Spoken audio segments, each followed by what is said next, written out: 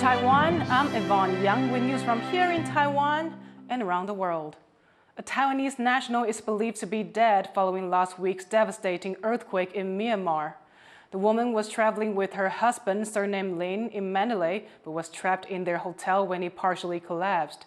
Lin was initially able to speak with his wife via the walkie-talkie of a trapped staff member, but as of Monday, a rescue team had found no signs of life. Lin says he hopes he can take her ashes back to Taiwan. He has expressed his gratitude for the concern shown by Taiwanese back home. Taiwan's foreign ministry says they will help Lin with the aftermath.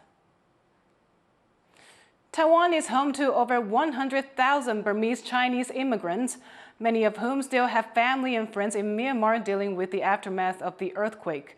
Tiffany Wong went to New Taipei's Little Myanmar to see how they're trying to help.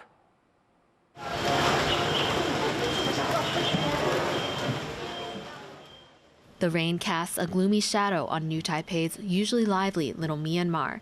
Taiwan's Burmese-Chinese community gathers just days after a magnitude 7.7 earthquake struck the central Myanmar city of Mandalay, killing thousands of people. Some here still waiting to hear from family members in their homeland. 我是目前为止还没有联络到我的哥哥姐姐兄弟姐妹啦，可是我希望他们没事啦。 Taiwan's Myanmar community is trying to come together to help those inside the country, but they face a series of challenges. Communication is spotty, and access to aid is controlled by the military government. The junta has asked for foreign help, but is selective about where it comes from, leaving some feeling helpless. 我们很担心，要怎么办？我们也不知道。台湾的资源要过去，他们不让他们进去，怎么办？ 我们只好在这边，很多人都捐款，就能帮忙的就帮忙他们了，就这样子。现在很惨很惨，那后续要怎么样，我们也不知道。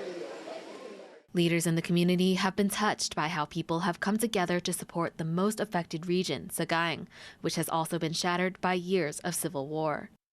目前很多我们这个归侨，就是很想去帮助灾区的灾民。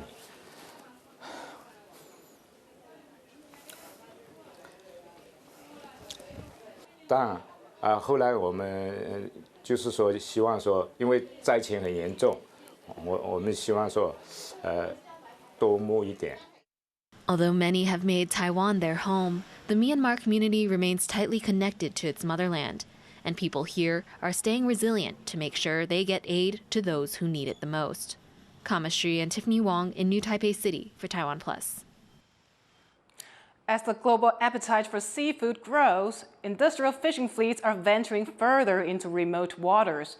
A new report by the Outlaw Ocean Project shows how those fleets are damaging a uniquely delicate ecosystem in the Indian Ocean, threatening to worsen the climate crisis. And Taiwan's fishers are part of the problem. Jonathan Kaplan reports. Far off the northeast coast of Madagascar lies the Saya de Mala Bank.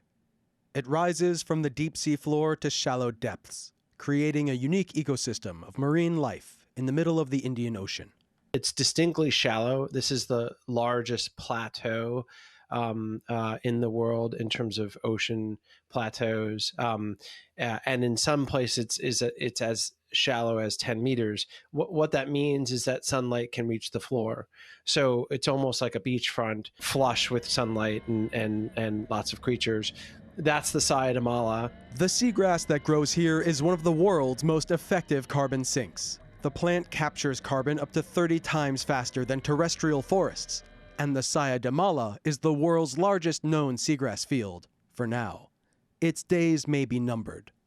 For the past decade, industrial fishing fleets chasing diminishing fish stocks have been plying the bank's rich waters, pulling up tons of sea life and mowing down the sea floor. This is a really destructive form of fishing, very common in this area. It's destructive because it's indiscriminate. So it's grabbing everything in its path.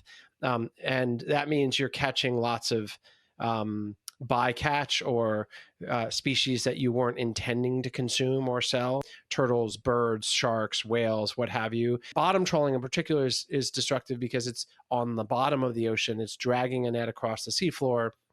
which is essentially like putting a cable between two Humvees and driving across the Amazon and sort of knocking down everything in your path.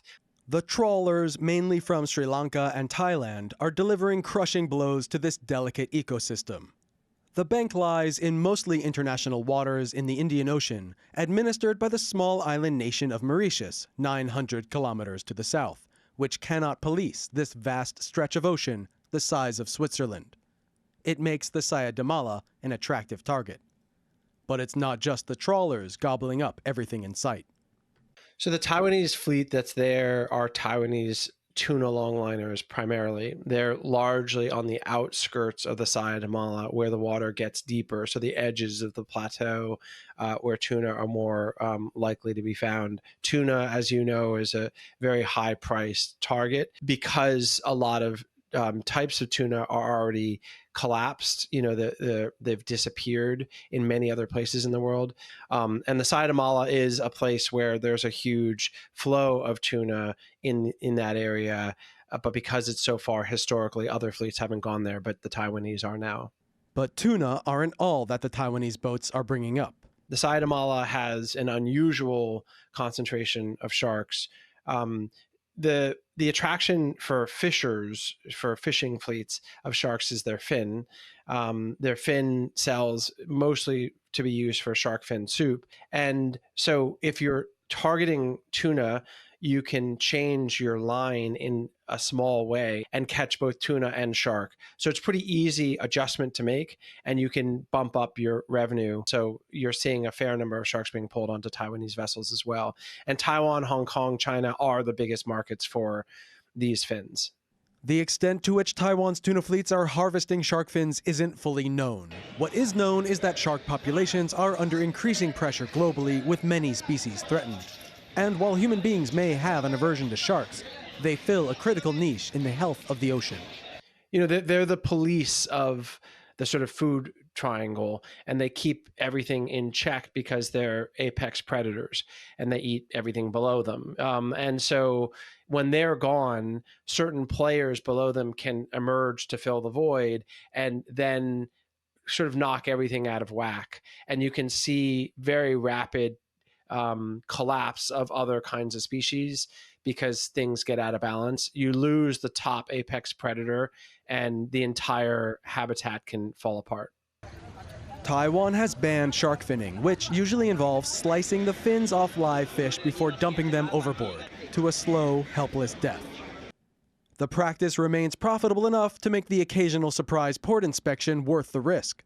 And buying or selling the fins is legal. Restaurants openly advertise shark fin, popular in part because its high price carries prestige. Sharks are just one variable in a complex equation. Their removal hastens a collapse.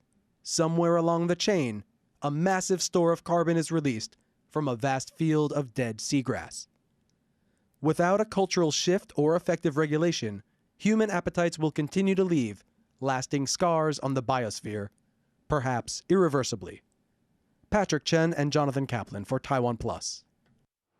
Thank you for watching What's Up Taiwan. You can visit the TaiwanPlus website or follow us on social media for more stories from Taiwan and around the world. Finally, check out the domestic catch that holds the record for the longest tail in the United States. I'm Yvonne Yang. Take care, and I'll see you next time.